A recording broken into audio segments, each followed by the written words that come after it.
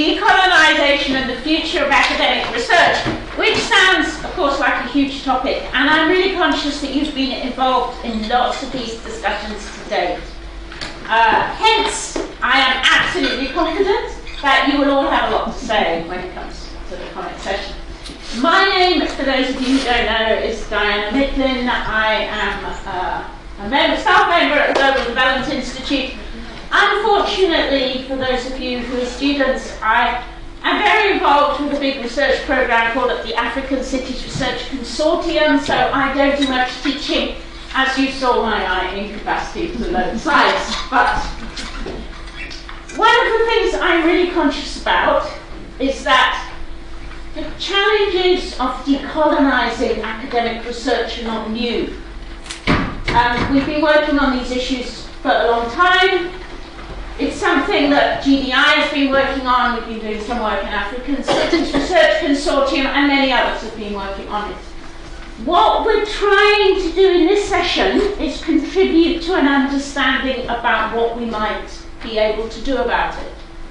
So we really have a focus on experiences that have tried to address the injustices, the dysfunctionalities of a research space, a knowledge space being colonized on the basis of social power. I use that term very deliberately because, as my GDI colleagues know, and also very much in the efforts that we've been making in African cities, is to really play with this concept. So not only do we think about it in terms of inequities and injustices between the global north and the global south, we also have a very clear understanding that there are injustices and inequities between social classes. So that's very much our starting point. We have three amazing speakers, which I am going to briefly introduce all at once, so I won't disturb the flow.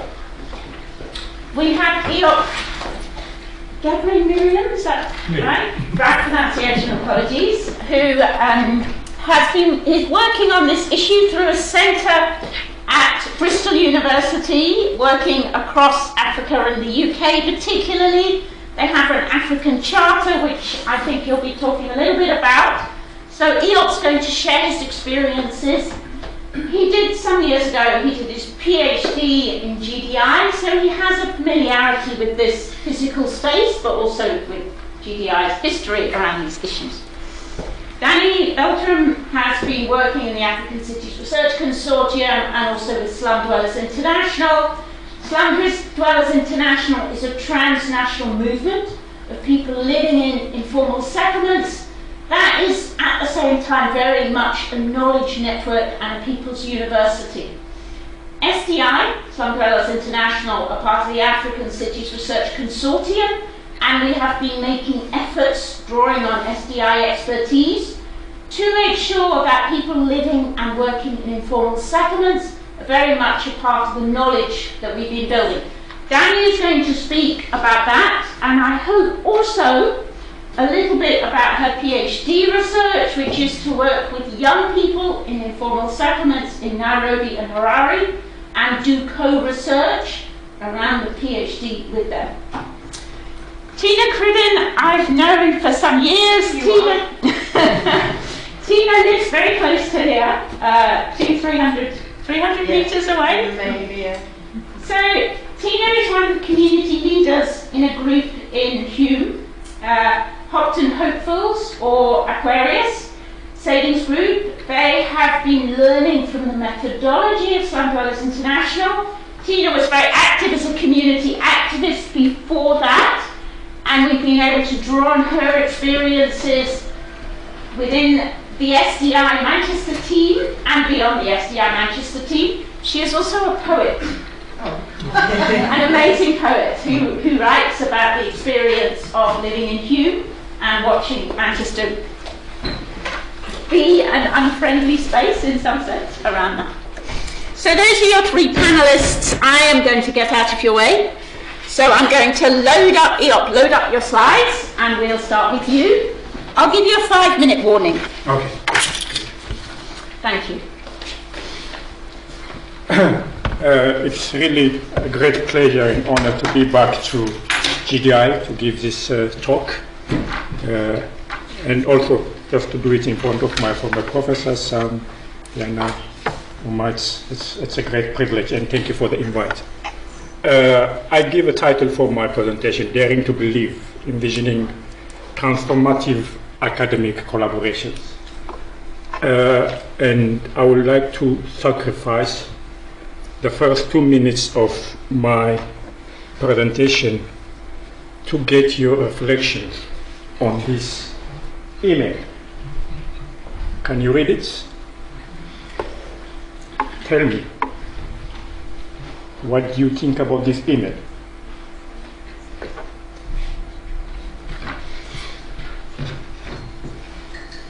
Perhaps you'll reflect it later on, but so I'm writing assumingly to Diana. It can be to anyone. I'm a professor of global development in a university in Ethiopia, and applying for a funding for the Ethiopian Academy of Sciences to study the housing problem in Manchester, to help the UK achieve SDG 10 and 11,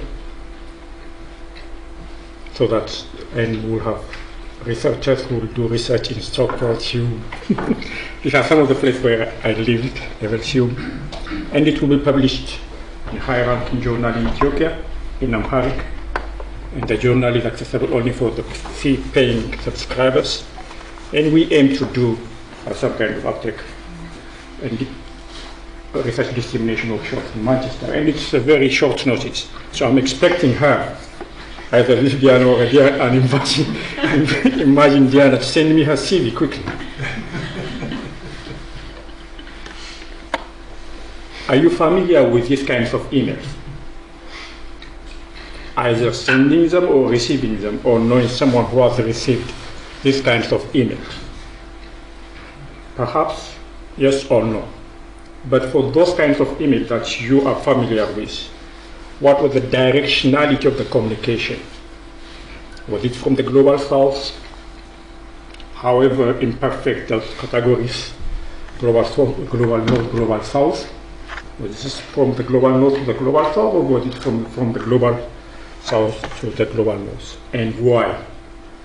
These are the kind of questions that I grapple with and kind of study and kind of try to explain in my current research work at the University of Bristol. For some people, and primarily my focus is on academic research published through international research partnerships or collaborations. So different other forms of knowledge production or academic knowledge production can have different modalities.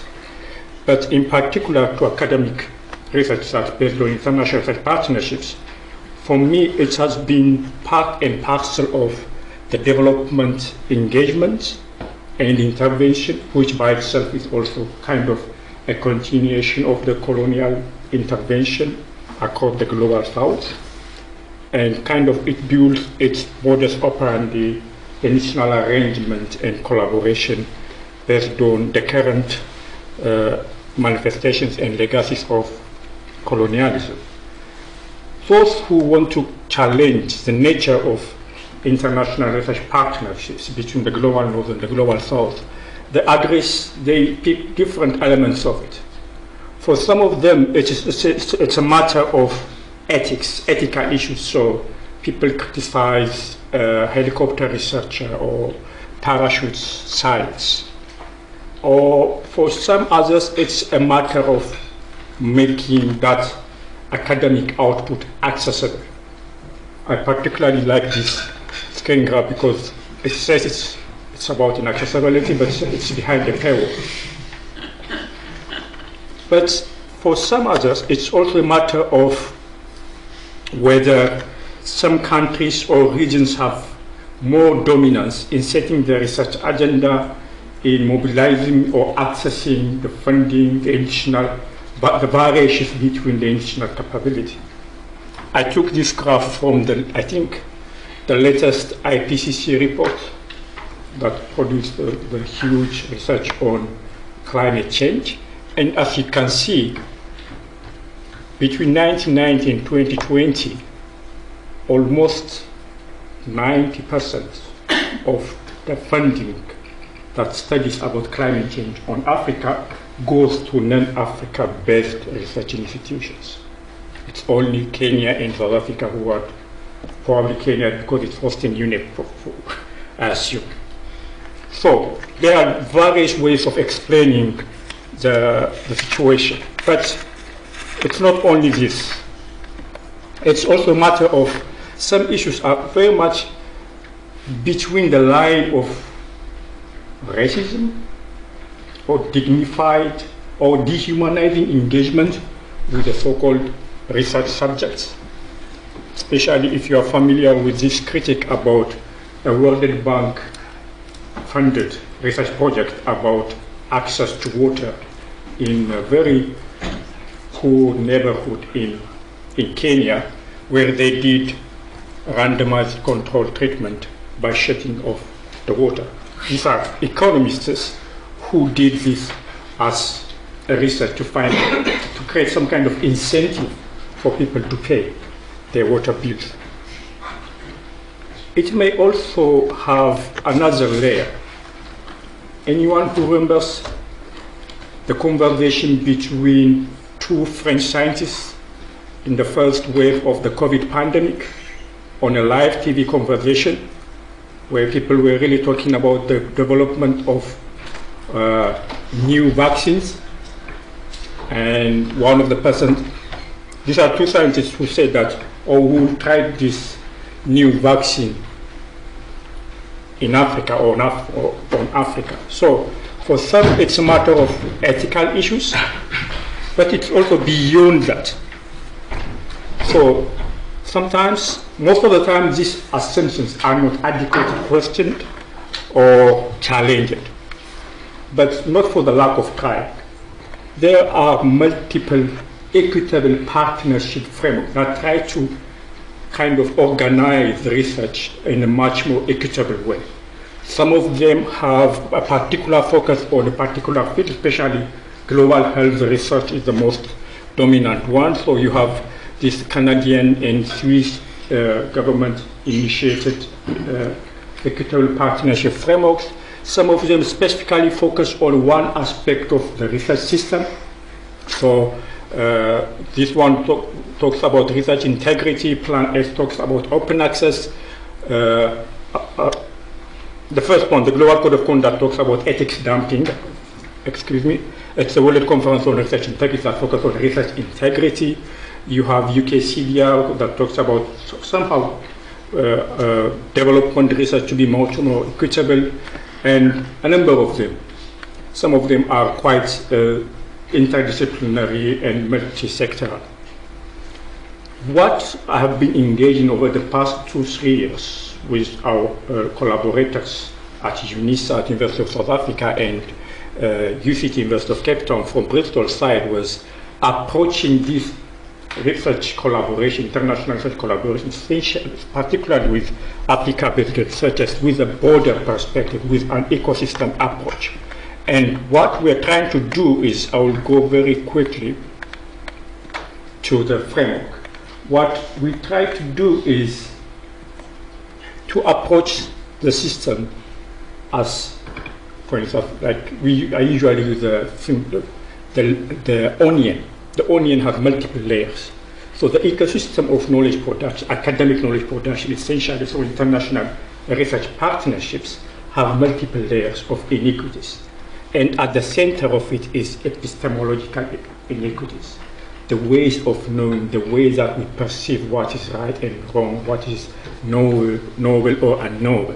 So what most research collaborations lack is recognizing that there are alternative ways of knowing embedded within the social, cultural, and religious or philosophical orientations of societies across the continent. The second layer is language. Language in two ways. One, as a medium of communicating your research to who are you intending to serve with your research output. But more importantly, the second one is recognizing language also as a repository of knowledge, values, perspectives, so that you don't just simply take it for granted that because country X adopted English or French because of its colonial history, you produce everything in English and French. That should be challenged.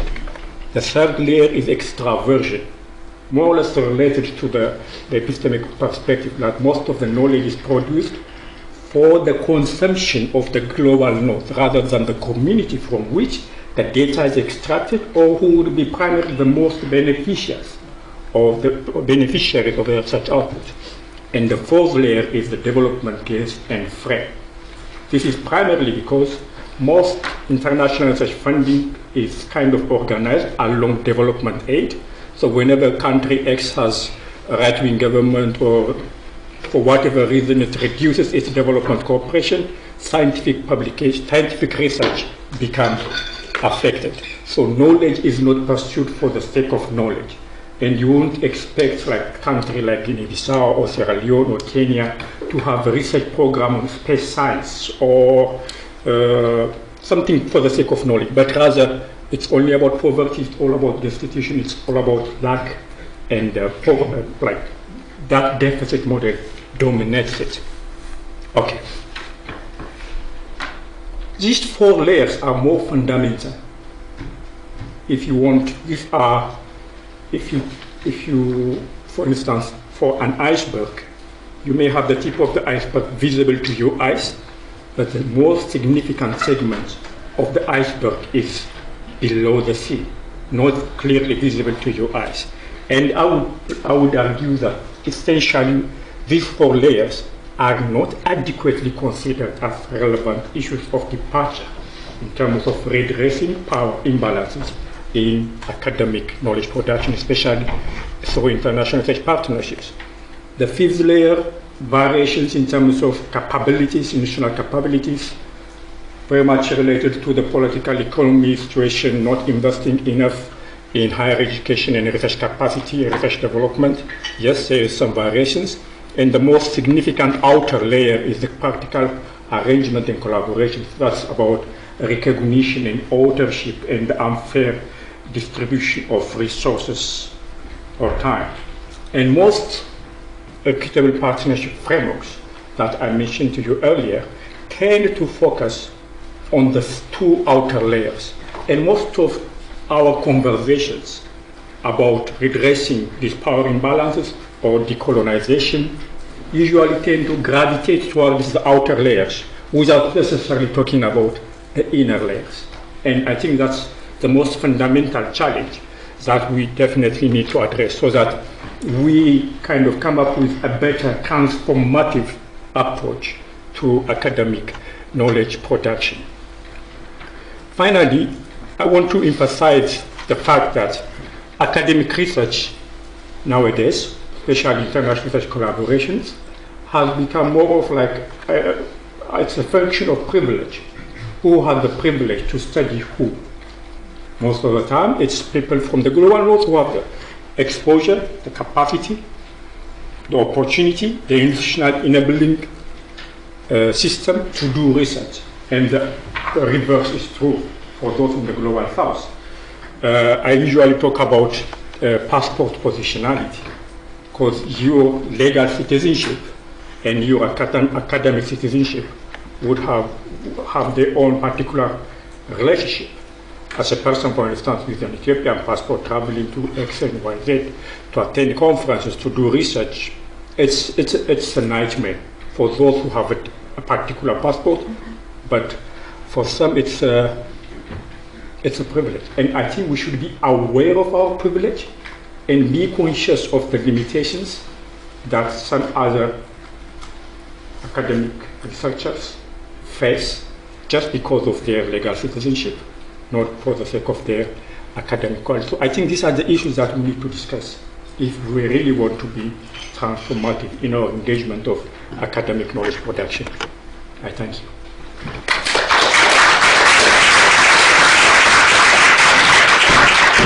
So thank you very much, Eyob. Thank you. Please hold your questions, comments, reflections. We're going to move on. So Dani, you're up next. how does one follow that? I am not really sure, but I will do my best. I think that was an excellent layout of the multiple layers through which we need to understand this idea of the processes of decolonization. I found the onion framework very helpful. And I think it's also a great segue to the way in which I wanted to discuss this.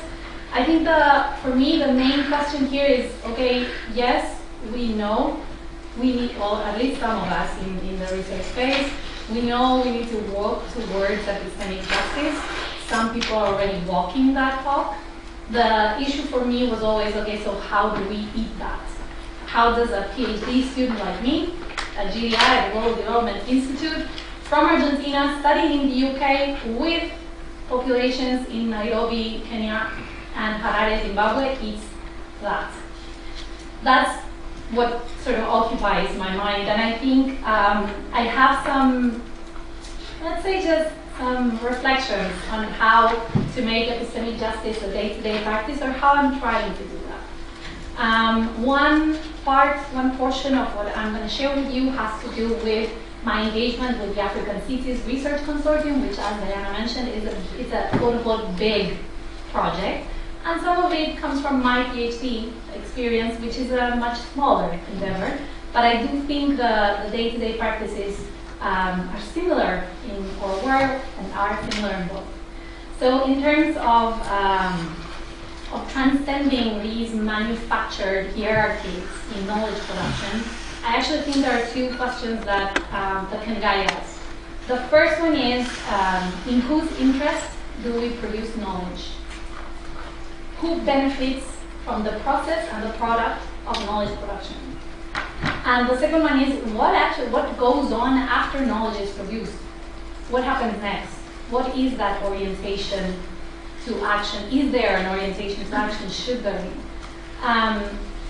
I think those two are the questions that guided our efforts within the informal settlements domain, at least, which is my experience in the African Cities Research Consortium, and also guide what I'm trying to achieve with my PhD. So in the African Cities Research Consortium, I engaged there in 2022 and 23 as part of the informal settlements domain, and we put in place certain strategies for power reconfiguration, for rebalancing of power dynamics in terms of especially the coloniality of power as it pertains to knowledge production. So, of course, we were very aware, again, especially in the informal settlements domain, but there were many others, that we wanted to foster integration of alternative ways of knowing, especially community-based knowledge, into the production of the domain of this. And there were certain strategies that we put in place to try and reconfigure that power, being very aware of our situation and our privileges as a team. I think that they can be summarized in three big buckets, but I'm sure also at the end more questions from you can make us sort of double click in anything that interests you. So the first one is the decentralization of decision making, right? Decentralizing decision making from these big research entity located in the global north through UKRI funding and trying to achieve, again, a decentralized model of making decisions about what research goes on, what it's focused on, what budgetary allocations are made. And this was made through a structure of city teams, locally based city teams, in 12 cities, if I'm not mistaken, and through domain teams, cross-cutting issues, and also a sort of a layered structure going from a foundation phase to implementation and integrating uptake issues throughout the whole process. So decentralized decision-making through city teams that were responsible for allocating resources, budget, creating the teams, figuring out exactly what it was and how it was that research was going to be conducted was one of these strategies. The second one is the co-development of research approaches, which involved a process of relationship building between teams city teams, the senior management teams, and domain teams through collaborations to not only figure out what was going to be researched per location, but also the ways in which that research was going to be conducted. And then to enhance that, this for me was, I guess, from my perspective, the most interesting one, which is the integration of the enhancement of community-based researchers' role and the position of community knowledge as an alternative form of knowledge within the work of the consortium. So the first step towards this is the inclusion of Slum Dwellers International as a partner, as part of the research consortium and as part of the senior management team, as well as SDI affiliated researchers and in this case I'm talking about the informal settlement domain, which is what I know more about, in the city teams. So we have community-based researchers, specifically slum dweller researchers, working within city teams. And I think there was a very interesting process of increased legitimization of their role and their knowledge that was further institutionalized into the consortium in the implementation phase, where now we have a community knowledge lead at the leadership level, and then we have also community knowledge officers in each of the cities that went on to the implementation phase. Particularly in the informal settlements domain, we try to integrate participatory ways of doing research from the start. An example of this is the creation of the report. The informal settlements domain report was created collaboratively. Of course, we were nurtured from the city report, the informal settlement city reports, but then we tried to put together a process where we invited the city researchers, and specifically the community-based city researchers, to engage with our initial understanding of the findings, right? Giving feedback, within workshops, so that this report would have gone through their eyes, their interpretation of the findings as well as the domain team's interpretation. And this is just one, I guess, just one example. We can go into more in the Q&A if you're interested. And then maybe just simply adding a note on the orientation to action. I think ACRC, the African Cities Research Consortium, has done a very, very good job in turning from a framework of research and knowledge production to a framework of action-oriented research. The action research projects that go on in the implementation phase are the perfect example of this. I think there was a push.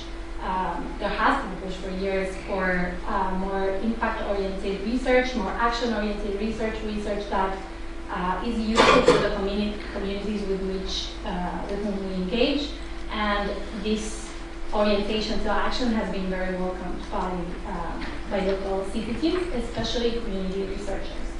One other thing I wanted to say is that the integration of community researchers into research spaces has gone beyond the role of data collectors that SDI is already so good at. It's about framing the question, it's about designing the research, and it's about analyzing the findings. So it's about being a process, part of the more comprehensive, wider process. And this comes with increased recognition and acknowledgement, right? Not just in the production of the reports and the work plans, as I mentioned before, but also in community-based researchers making presentations of those findings and using those findings for further advocacy in their cities and their locations. So this, as it pertains to the African Cities Research Consortium, and then onto my PhD, just wanted to sort of share with you that smaller, more humble research endeavors can also integrate an inclination towards epistemic justice. I know, because I know so many of you here today, that so many efforts already exist in the room and that we have a community that is pushing towards this. so I feel very confident. And so I think for me there are three things that I wanted to share in terms of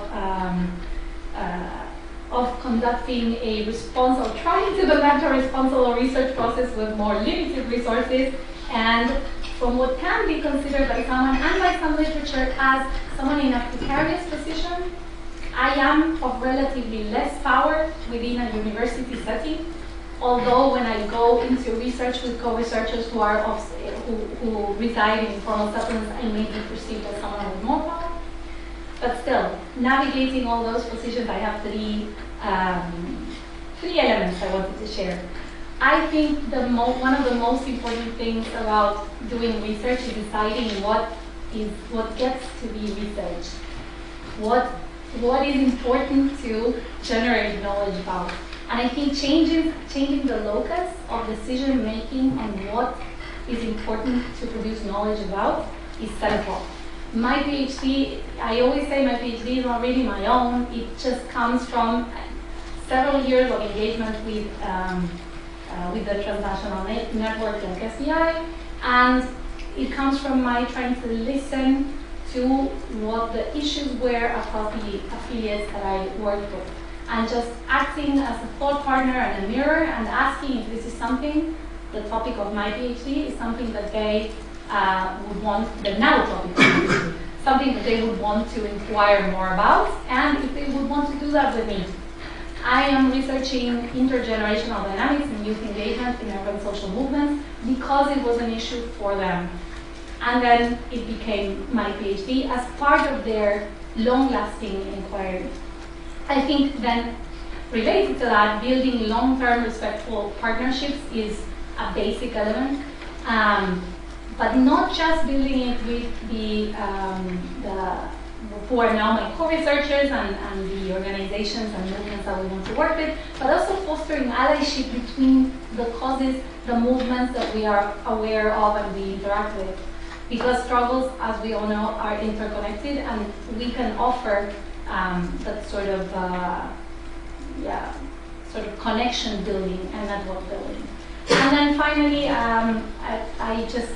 I think it's important to remember that the university can be a place where we transgress, can be a place where we dispute and challenge and radicalize. I think there are some authors I like that say some things about this issue, and one of them is Mignolo, who's from Argentina, like me, and he says one cannot decolonize the university, but we can do decolonizing work from it. And I like that because it just gives me a horizon to walk towards. For me, it's about regaining my own radical purpose within a structure that sometimes doesn't work for the intentions, but regaining agency also in these collective spaces and transnational collaborations.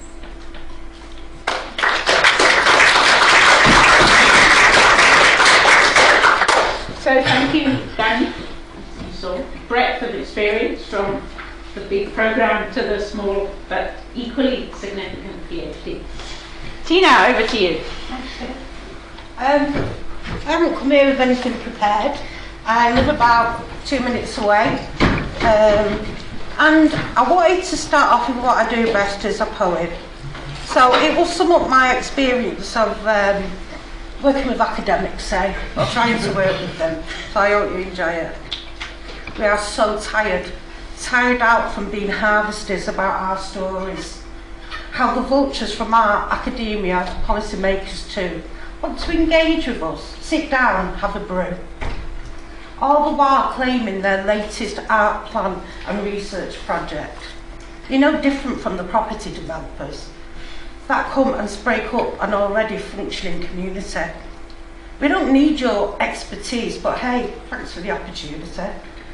I think it's a conference what's needed today with these lower income groups, so we can take notes, watching the bleeding, all the while scheming, would this be a great hook for my next book?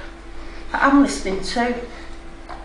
I'm learning to see behind the doublespeak.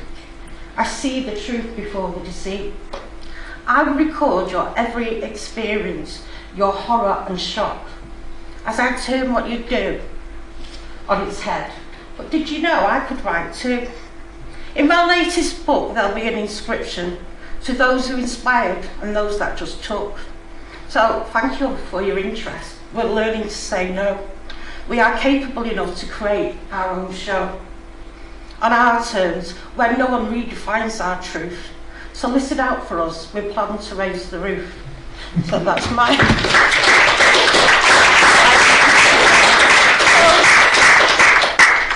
In terms of research and what I've been involved in, we've been involved obviously with SDI, went to Kenya, we participated community in the local block, which has changed lives. It's all been great. But actually the experience of being researched is really difficult. I've had years. So I don't know if you know the area, but basically the university has put 5 care homes for older people, schools, the church. I'm no longer able to go to the church, it now belongs to the university. Every building community space has gone, so we're a community decimated. And we're kind of invisible. We're a world within a world, so there's lots of places, but I'm excluded from them. I'm not allowed there. So the thing for me with the research was, who owns that knowledge? How do you decide what I need to be researched in? You know, who sets that question? And also the power dynamics that are within that, because as much as I've been involved in different types of research, so I've been involved in where people actually just come and look at us. That's nice. Just turn up with a block about 16 students. Hello. What that gaze does to you. And then I've been involved in people who say, oh, it's a collaboration. Well, it's not a collaboration if everyone, apart from the people, everyone in the community, doesn't have the same level of knowledge. You're deciding, you're saying, oh, we're collaborating, let's co-produce. But what does that actually mean for the people in the community? Do you sit down with them and say, what is co-production? Do you have that conversation, or do you just go ahead? And I think them conversations about truth and power are absolutely essential. One of the things working with my partner in crime there, Neve was doing Project NORC, naturally occurring retirement community. Because of all the care homes left, we've now got an older population that needs supporting.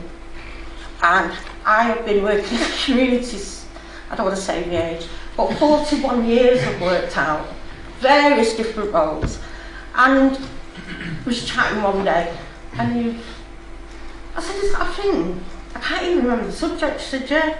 And she said, do you know what, I'll bring you something in on that. And it was such a pearl, it was such a wisdom, because why shouldn't I have access to that knowledge? Why is it only available in universities? Why can't I access the library? So she gave me this thing, and I was like, actually, yeah. So now me and Neve are doing a project called looking at over-researched in the community, which is quite ironic. But it's turning what we kind of normally do on its head. So we've the important thing for us was about trust, about honesty, about actually, does that community need researching? Do you know what I mean? What is it we're bringing? Is it going to add anything to their experience? So I suppose what we've done is looked at, right, okay, where is the community really at? What do they want? What is needed? And we went to like different people. And actually what we were saying is, we need a facilitator, we need some money to keep this group going, we need this and that. So we kind of sat down and worked together, okay, what is this? But also, I'm now translating, so I've been now open to all this academic knowledge, and I'm really pissed off about this. Because I wish I'd known that sooner, because I really could have fought for my community better. I really could have done. So, I think there's a thing with researchers where you kind of underestimate the community, where you assume that we're not going to be able to understand academics. I would say to you is, you don't understand our community. Use different language. Translate. There's different ways of doing it. And I think that translate something down, for example, looking at over research, I'm thinking, how are my communities going to understand that? And until I started reading, I didn't realise that slow violence was a thing in these communities. That kind of invisible thing when your community's been decimated, you know, gentrified, and also a community that has been displaced and displaced and displaced. And what does that do to a person? I know, because of all the research that university done, we're primed to answer. We're primed, we've already got a script because we're so used to people asking questions. So for the general public it would be questions about your health, going for benefits, going for housing, all these really intrusive. And then on top of that you've got a university that's been involved for years. So I kind of thought, do you know what, when people ask me something, what I find is they'll tell you everything. You don't realise they have a choice in that. So how is that kind of like about consent, or kind of like informed consent? Because no one tells us when they're doing research which bit you want to know. And I think that's really important. And I think that the people, and that was the other thing, because you come and you're the script. Because you kind of generally the script, that's how you identify yourself as. So you've been boxed in and this is your life. Because every organisation, people in power will tell you that's what you are. So you kind of go with the script, but it's that person. So for me, it's about ensuring now we're doing this, that the community really have ownership of it, that knowledge is going to make change, that we're not coming in with false promises, that the researcher is a working class woman, that who's never been able, so for example, these places of exclusion are the university. So I think you need to get more people like me in. So thank you very much.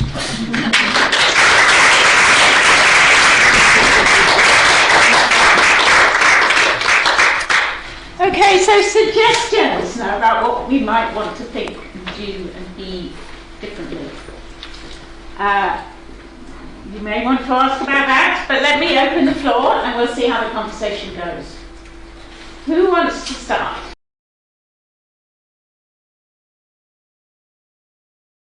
So I think that's a really good question. People want to engage with this.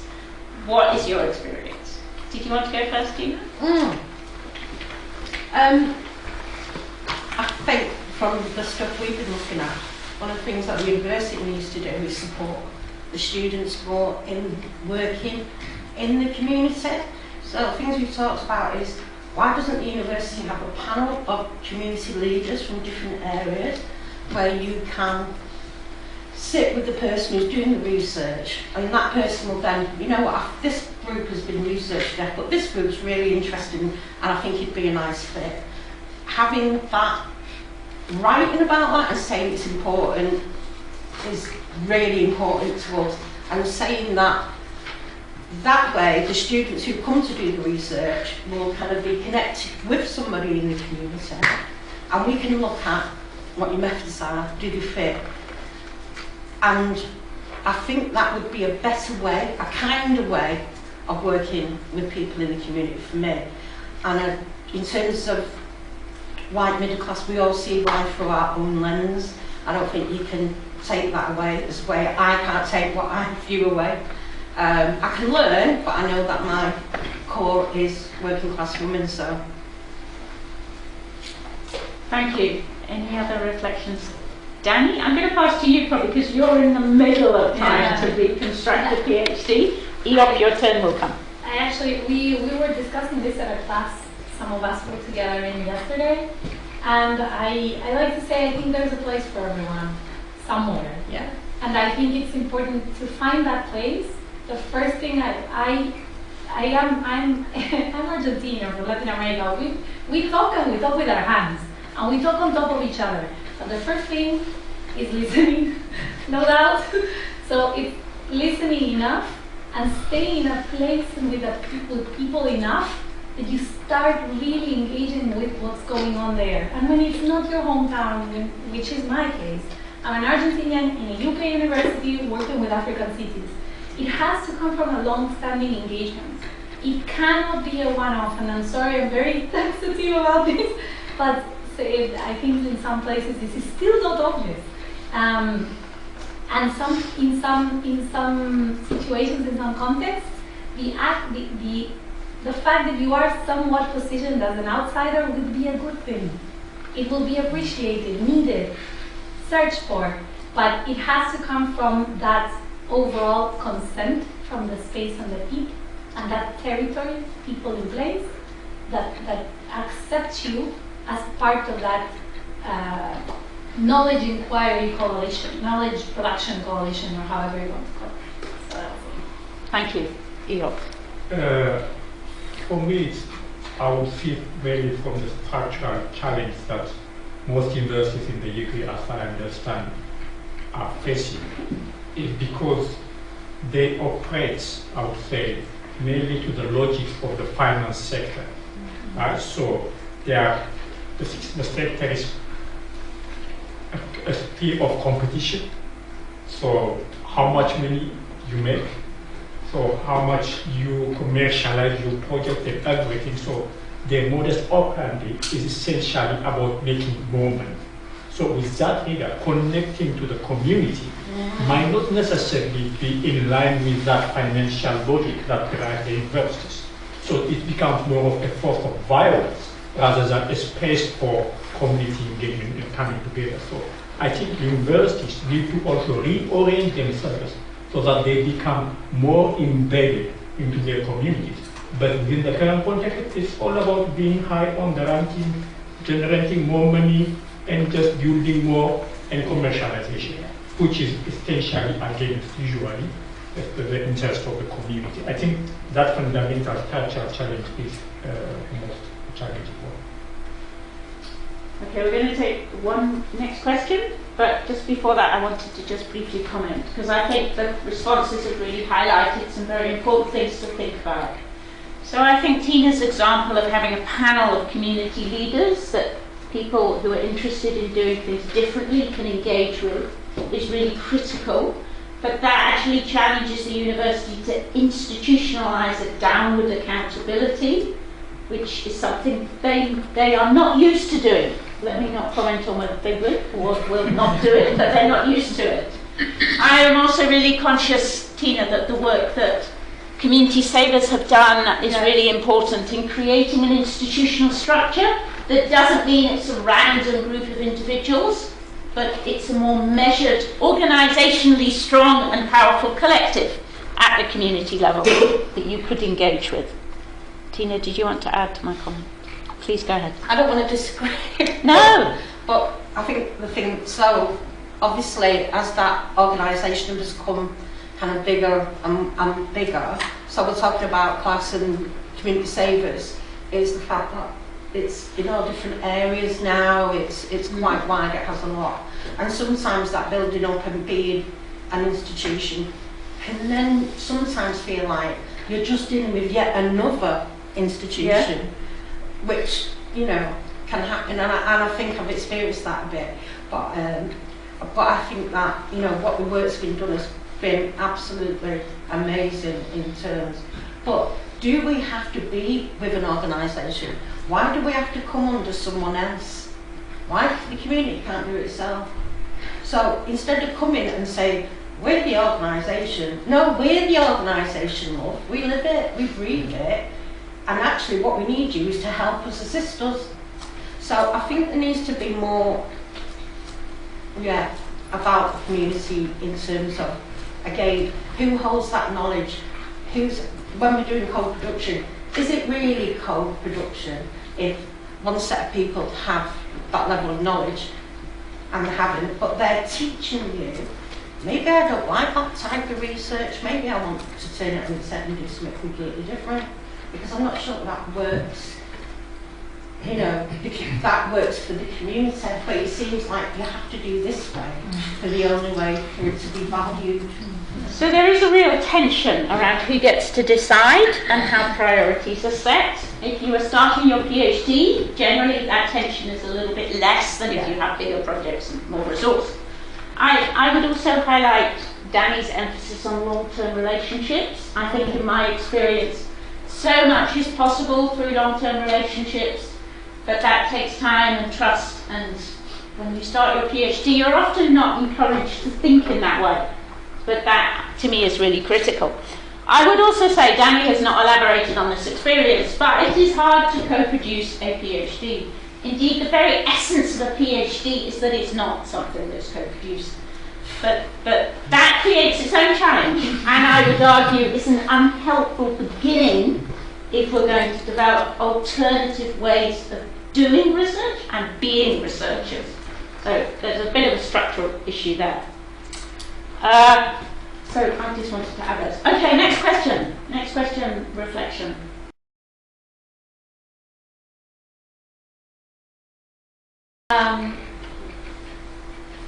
Yesterday we got a beautiful question on data sovereignty, if I remember correctly, and we touched upon some of these issues. From my humble experience in my PhD, I tried to look for every resource available to protect that data from not just the point of view of me or the University of Manchester being the protector, but to share stewardship of whatever gets produced. In my case, it looked like engaging the contracts department of the University of Manchester and getting assigned intellectual property and copyright agreements, so that all organizations have equal rights and ownership. I would rather call it stewardship of the data, because this organization, SDI and its affiliates, is very well versed in managing data and protecting data. So any concerns that a university like Manchester may have are really, there is a trajectory there and knowledge there. So I try to look for the resources available to try and walk towards that. I find protection of research or collaborative stewardship as a step towards epistemic justice and more in general to be like the horizon. You take a step and it goes one step further. So at least we're walking. That's my 2 cents. Yeah. Okay. Tina, off you go. Yeah. I just want to say that the stuff I'm working on now without been working in the community is, you know, who owns that research? Who has it? Well, first of all, it's like, who gets their name on that research? How can we be more visible as a community? And the thing is, we're only kind of visible when we're problematized. You know, everything is about an issue. We've actually got so much more than that. But also, so for example, the research I'm doing now would be looking at, okay, from what I'm reading already, I can now use that information to look at why an art group is doing so well. And that's because of these gentle research, these different moments, the fact that these little conversations build up to a network that provides support and lots of different things about changing it. Before reading that paper, I would not have been able to do that. And it's that kind of knowledge. It's about, I don't think you should do knowledge about encouraging the people you're doing it with to have access to the same stuff you do. Don't assume that they will not get that. But also from that, yeah, we're looking at the community panel. We're looking at, okay, ways in which research could be done better. So we're asking people about that. How does it feel? What would you want to change? And I think people are saying already is sometimes they're being researched, they're not aware of what research is or where it goes, what it does, and how their language is translated into academia. so it changes what they've said. And I think it's about kind of working with them all the way through, constantly asking questions about consent, informed consent. Where do you want to go? It doesn't just happen at the beginning, it's got to be a day-to-day practice. You can't just stop because things move. I think it's very important to make a distinction between what's called just general knowledge and academic knowledge. The knowledge that communities across the world have, they all, right? They don't expect anyone to come from the industry to tell them how to handle their backyard, or how to work with children, or how to communicate, whatever.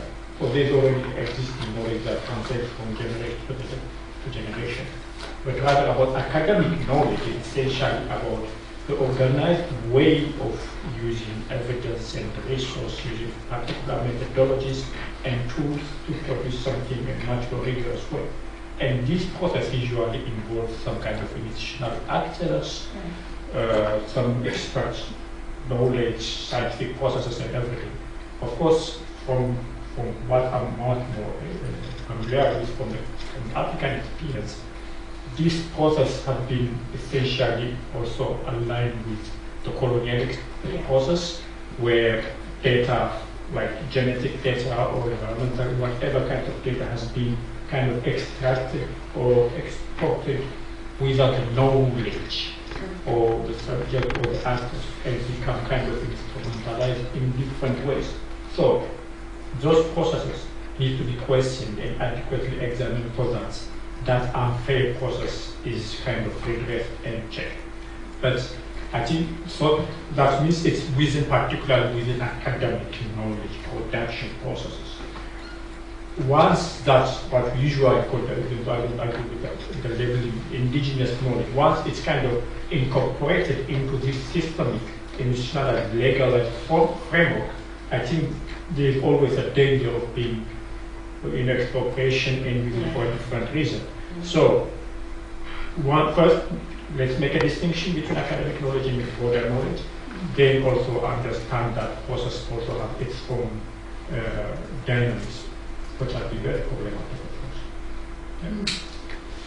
I think that what we recognise in the context of African cities, and has come out a little bit, Tina, of your example, is that the urban indigenous combines with a very lived experience, which is immense and substantive.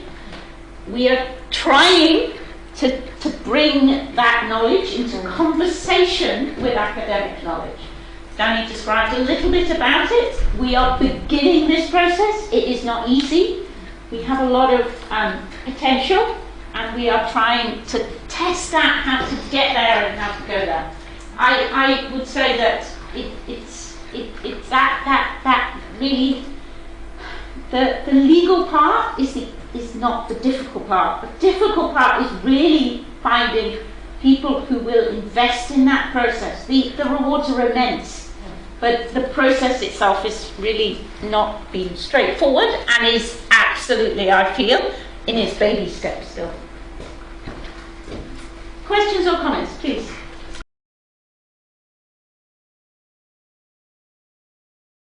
Time. Actually, last week I was in Bristol, where I was part of a group which launched 2 toolkits about equitable partnership with the Global South. Even though I have my own reservation about toolkits, but one of the toolkits was about budgeting.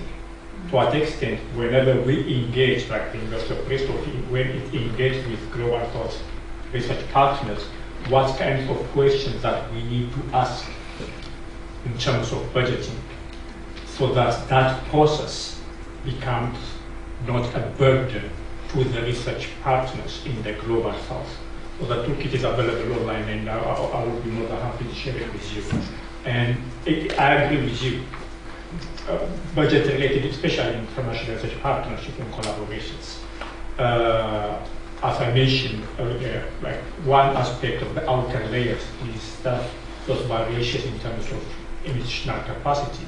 Most universities in the Global South may not have that's the ecosystem of funding that's based from local from governments, so that they usually rely on funding that comes from outside, which has its own political economic explanation. But the way that we engage should be extremely cautious so that we don't reproduce those inequities, because those inequalities, initial inequalities are quite pervasive. So I would be glad to share with you that if you're interested. Yeah. Okay, Dani, Tina, do you want to have a comment around budgeting? Just to say that obviously with research you can't separate. I don't think you can separate yourself from your research. We come with that lens, and I don't think for me I can do research and then look at something and observe it, take it. If something that's an injustice and that a change is needed, then I think we have to own that. We're not separate from it, and I think that's something. It's kind of issue value based, and it'll come out in all the work we do. And I think in terms of, when I've been here before, when we did, what was the teaching? I have no idea. Citizen-led, that was it. When we bring over the STI community leaders to teach our students. So, in there, I know that a lot of the students, we've got very similar issues to Africa. There's a myth that we have services in England. There's a myth that people get funded. There's myths. So I remember being in the class one day and talking about people who didn't eat, and I said, just walk that way 500 yards. There's people who have not eaten, who are in the cold, they can't afford electricity. They're not able to work out a benefit system even though they're ill. So the kind of, the issues, I remember bringing some African people on and they were like, really, there's people in, and I'm like, yeah, it's here, we face, the same things. But also, if this knowledge is only acceptable as academic knowledge, that value, and then other forms of knowledge is not valued, we're still kind of going in that same system of kind of like, yet another research paper, yet another. I think in terms of research I've made, it's action that is needed in these communities. Thank you. Dani, do you have any reflections? Yeah, budget is one that conflicts me a little, because I like to think beyond money. I know. But I think a lot can be done with very little if there is, if it is really truly a collective motivation. And then budget is searched and acquired collectively as well. That has been my experience in certain spaces. I also think it's about multiple resources way beyond money allocation. But I do think it is necessary to have some sort of seed or initial funding that can kickstart certain processes. And that funding usually comes through the conduit of the most powerful person in the room, which in turn makes them even more powerful because they hold the decision on money. So cutting that tie and democratizing the decisions around whatever budget is available, I don't care if it's just the £1, contributes to reconfigure that power. It's not entirely it. There's probably multiple things needed. But I think, again, in my humble experience, once the connection is cut between who got the budget and who gets to decide what to do with that budget, that helps. And when you really walk the talk, and actually people start saying, oh my God, I can decide. I can really decide on what gets done with this pound. Then legitimization of the process sort of becomes like a sort of virtuous cycle. I don't have much. That's where I'm going. So, thanks, panel, and thanks for the question. I think, it's a really tricky one because there are often layers of issues that come up. I think Dani's emphasis on transparency is really important. I think Tina's emphasis on knowledge for what really highlights to me a part of the process. I think with long-term relationships comes a degree of interdependency. So in a sense, it's about coming together. It's absolutely about transparent budgets, so everyone knows what is available and can, at some level, participate at some level. The nature of long-term interdependent relationships means that people don't participate with you if you, to be frank, exploit them over a budget. They back off, they take some other choice, or they just are not interested. But there are very big limits to this. I would say, I think one of the things that we've really tried to do, and finance hasn't yet come up, it may well come up, but in order to balance the power within the African Cities Research Consortium, we have a very deliberate engagement every 6 months where the senior management team, who essentially make the key decisions, as Dani mentioned, that involves Slumgirls International, it involves 2 other senior African scholars, as well as a bunch of people from the UK. So that team, the senior management team, make the key decisions. We have an operations team that manages the finances. We have 5 city managers. We're now working in 5 cities. So every 6 months, those 3 groups get together in order to make sure that we can, if not equate the power, we can balance the power. We have a closed session for our city managers where they get together at the beginning of the meeting and they can discuss what they like and bring forward what they like.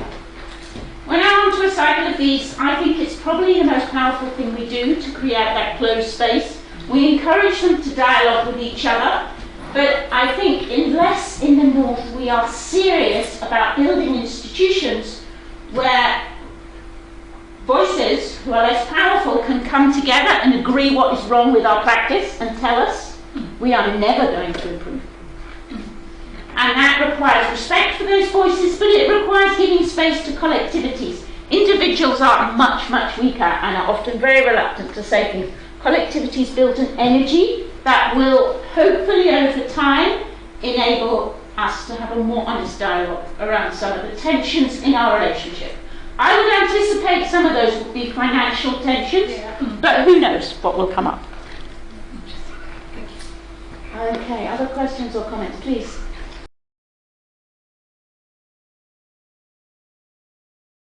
One of them very cynical people who probably come up who said, I want to do some research. I'm like, not a chance, mate. No. I've already reading research to death. I'm sick of it and I don't know what it means. And I get that kind of cynicism in the community. But what I would say is, if you leave the suit at the door, if you're human, that having a conversation with someone, I say I change. In my work, I say I make change 1 cup of tea at a time.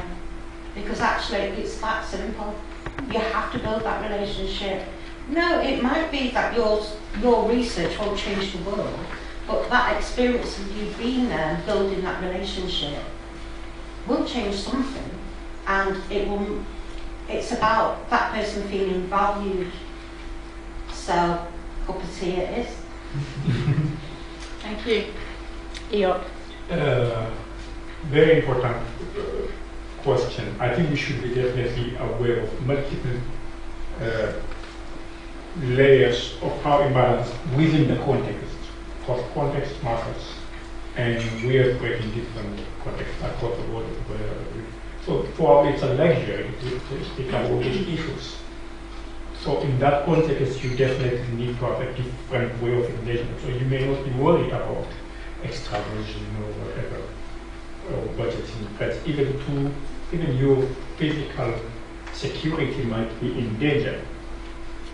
I am not sure whether it's relevant or not, but when I was doing my doctoral research, I used to attend court sessions where young bloggers were tried in Ethiopia for their blogging.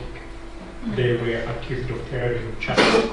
And going to the courtrooms where there were heavy presence of armed soldiers, where you would be pushed around by police and whatever kind of wrong action might end you up in jail. Attending that space by itself, for me, for the sake of observing that process was extremely challenging. Yeah.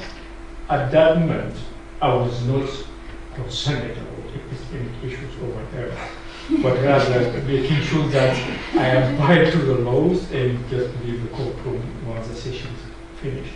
So I completely understand we need a different way of understanding and kind of helping people to operate in that kind of situation. So I don't think this conversation can ignore this kind of reality, but I think perhaps it may require a different space of conversation so that we don't kind of overlook some detailed but very important issues. I'm going to just say on that from a community side is when you're in the community, you come face to face with people who have severe addiction, severe mental health issues, history of violence, and you know, we don't know who's coming through the doors. We have to face everyone. So we don't have that. And in terms of safety, I suppose we've kind of learned. We sense it, and it's not, and that's something that should happen. It should be kind of being aware. But I think that's why, in terms of going forward with students, is you know who the student is coming to, you can support them, you have that relationship, you have that hook in the community to work with, and we would know exactly which people would need you and another person to work with them. Thank you, Dani. If I may add, I think yours is a very interesting question, Gar. I think it's very connected to one of the things I'm most interested about, which is hope. Hope and despair. And I have never lived in an authoritarian state, I think, but I can empathize, and including my own country's history. And I will say that I think actually an epistemic justice lens to research and action is more than ever needed in a context of authoritarianism. I think in my country's history, just to use an example that I am aware and know about because it was a generation immediately before mine, the cruelest dictatorship in my country happened in the generation of my parents. Disappeared 30,000 people, and the informal settlements that I worked with before leaving Argentina were evicted in a monstrous way, the worst way possible, during that dictatorship. And the reason why we know about their struggles and the way in which they organized, and the reason why we learned about their organization ways, it's twofold. Of course, it's their own capacity to resist. 70 families resisted there. And it's also because there were people looking at that and reporting that from positions that were not immediately evident to the authoritarian regime. So there is a way, as I said before, there is a place for everyone. And these positions were some folks from the UK that were doing journalism and were the last to be censored because of their own position within the country and the trajectory of the newspaper that they work with. But it was actually through trying to achieve knowledge that would consider everyone within that context that we know from about some experiences. So, yeah, that. So thank you for raising the issue. I have nothing to add to the panel.